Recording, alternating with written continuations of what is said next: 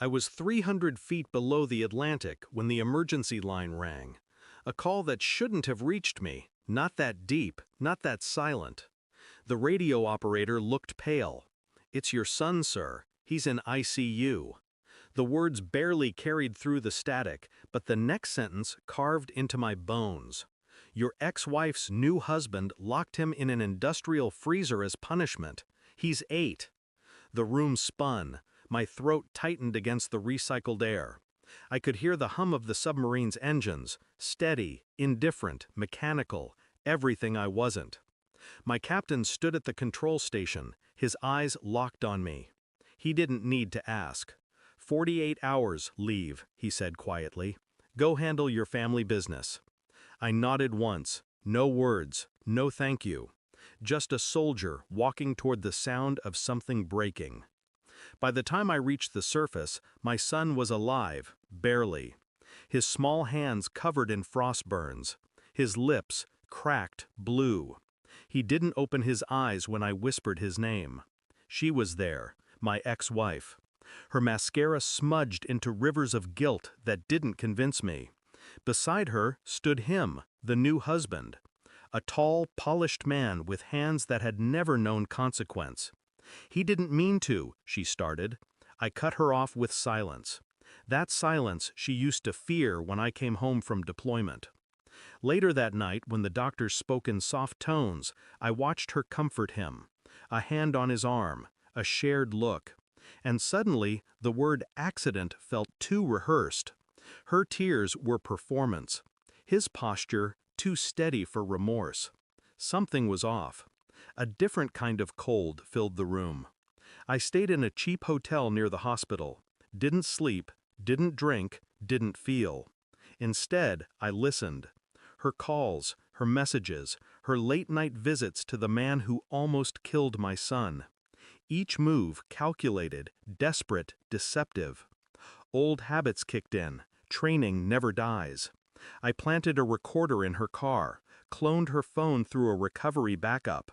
She still used the same passcode, my birth year.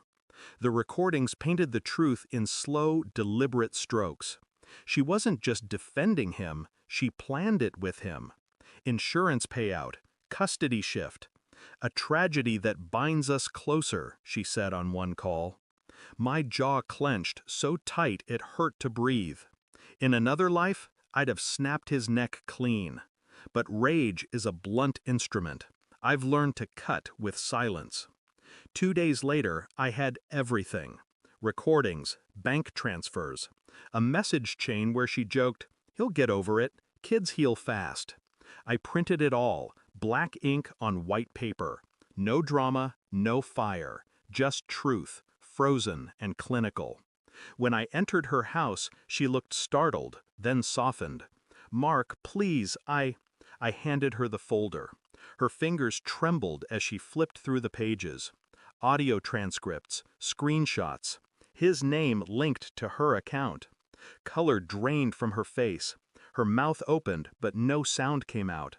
Only a small choked gasp as she realized this wasn't confrontation, it was judgment. He entered from the hallway, confused, half-dressed. He saw the folder, saw her collapse to her knees. I didn't raise my voice, didn't touch him, didn't need to. "Your words," I said softly, "will ruin you more than mine ever could." And I walked out. The next morning I sent the recordings anonymously, to the police, to the hospital board where he worked, to child services. Then I visited my son one last time before disappearing. He was awake now, small, fragile, unaware of the war fought in his name. I brushed a hand through his hair. "Dad's here," I whispered. He smiled faintly before falling back asleep. In the corridor, reporters were already circling her house. She'd face investigation. He'd lose his license. Their empire, built on manipulation, crumbling in real time. I didn't need to see it. Vengeance doesn't require an audience. I'm back underwater now. Same submarine, same silence. But something in me has changed. The ocean doesn't feel as cold as it used to. There's a peace in distance, pressure pressing from all sides, reminding me what I survived. Sometimes I see his face, the man who called himself a husband, a father. I don't feel hatred anymore, just precision. He taught me something valuable. Some monsters don't hide under beds. They share custody papers. When my captain asks if I handled it, I simply nod. Good, he says. You look lighter. Maybe I am.